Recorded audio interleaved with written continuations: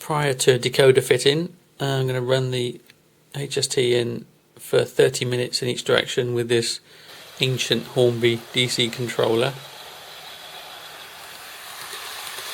This Hornby HST comes DC ready. There are chips in the sockets to enable it to run on DC. The lights, including the cab lights, work directionally, and so here's some information about DC speeds.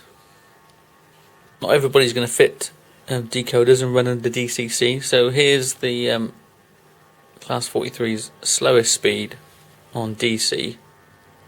Very smooth, very slow.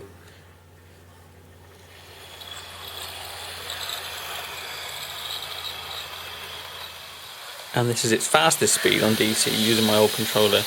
And I swear I have not speeded this up. It is monumentally fast.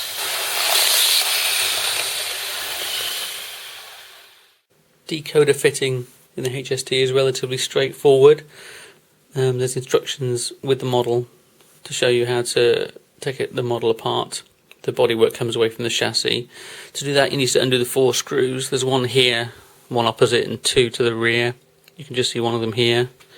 It's then a case of putting it back on its wheels, lifting the bodywork up at the rear and sliding it forward. Although be very careful because there's 2 wires connecting the chassis to the bodywork for the cab lights, so you can't move the bodywork away too far. Here's a shot of it all open. You can see the 2 wires here that connect the 2 together. Close up on the left, you can see the contacts here for the directional lights, and here is the chip for DC operation, which needs to be removed. Here I fitted the decoder. It's a Hornby cheap decoder, 8-pin decoder. You'll see here to the rear there's a compartment which has presumably been designed for a chip to go in, but oddly it's not actually wide enough to fit even the Hornby chip, so I'm not going to put it in there. I've decided to go with the Hornby chip for this dummy unit because there's no drive, and I've had trouble in the past with Hornby units not providing enough current for drive, so I've gone with the cheap Hornby unit for this, and I'm going to fit a Bachmann decoder in the main drive unit. Since it won't go in that little compartment, I've decided to fit it underneath here, just with the sleeving round it, just to provide insulation but still allow air to circulate and cool as it goes through. This is the drive unit with the body off. Again, you've got a DC chip fitted. You can see the flywheel and one of the drive shafts to the rear, and a little compartment which again I presume is for the chip, but this one's actually wide enough to put the chip in. There's the DC plug in the socket and the holder at the rear. Here's the chip I'm using. It's a 3-function Bachmann decoder, which I've got in most of my models and found very reliable and give plenty of current to drive the models. Fitting it very simply into the holder at the back and then getting the wiring out of the way, making sure it doesn't come into contact with the drive shaft and the flywheel. And that's the end of DCC fitting, and here it is in operation. This is the HST's slowest speed on the Hornby Select DCC. It's not as slow as it is on DC, oddly, but still fairly smooth. You can definitely hear the pulse nature of the DCC signal, which is different to the DC.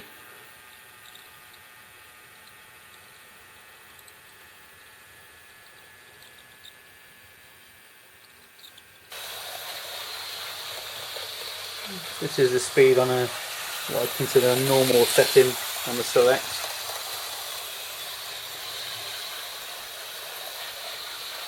And I'll now turn it up to full speed.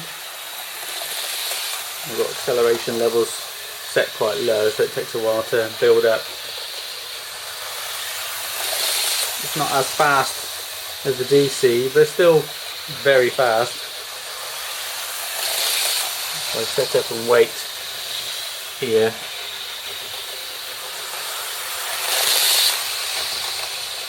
It's fast enough for me.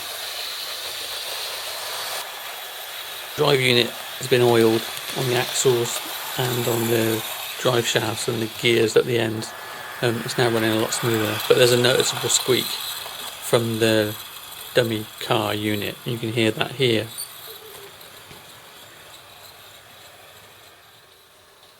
And as you'll be able to hear, the drive unit without the dummy car is much smoother and quieter without the squeaking trailer.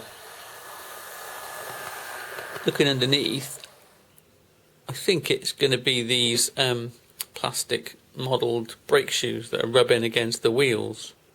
You can see them here in this video. So I'm going to have a good careful look at those and try and figure out where the squeak's coming from.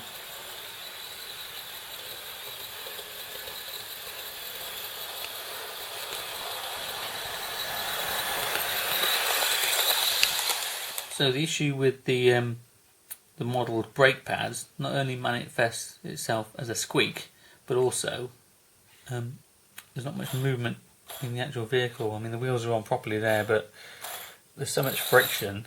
There's the squeak, but also it doesn't move much. Well, the squeak on the dummy power car turned out not to be the modelled disc brakes, but actually the pickups, which were pushing too hard on the wheels, and now it goes more like a carriage.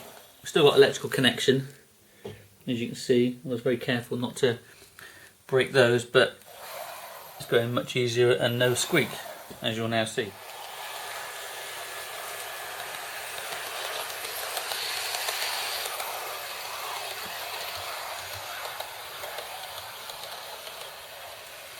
As an 8-year-old boy, I loved these trains. They used to fly past my classroom window. I'm surprised I actually got an education going to a school next to a railway line. But travelling on them was even better. Amazing compared to other trains of the day. They had aircraft-style seats, sliding internal doors, tinted windows, and a carriage door with a really deep bottom section, reminiscent of the door on a 747 jumbo jet. But the ultimate thrill was being on the platform when one of these left the station. The Paxman Valenta engine powered up, almost making the ground shake, and me and my brothers, with our hands over our ears and mouths open as the turbos screamed up and the train moved off. The carriage is going by faster and faster, and just when you thought it was all over, the turbo from the rear driving unit screamed past even louder than the one at the front. It was just magic. So in conclusion, it's a beautifully detailed model of a fantastic original HST that I just love. My childhood memories go back to it, travelling on it and seeing it on a regular basis, so I had to buy it, and I've been very pleased with this. I had considered buying the Swallow livery because that one's a lot cheaper at the moment and more readily available, but I knew if I bought that every time I looked at it I wished I'd bought this original livery one, and I'm glad I bought it even though I had to pay that extra bit for it. So for anybody else out there who's looking to model a 1970s, 80s British rail layout, this is the pinnacle of any such layout, and I'd recommend that if you find one, that you buy it straight away. You will not be disappointed. It's lovely. Thanks for watching and come back soon. Bye bye.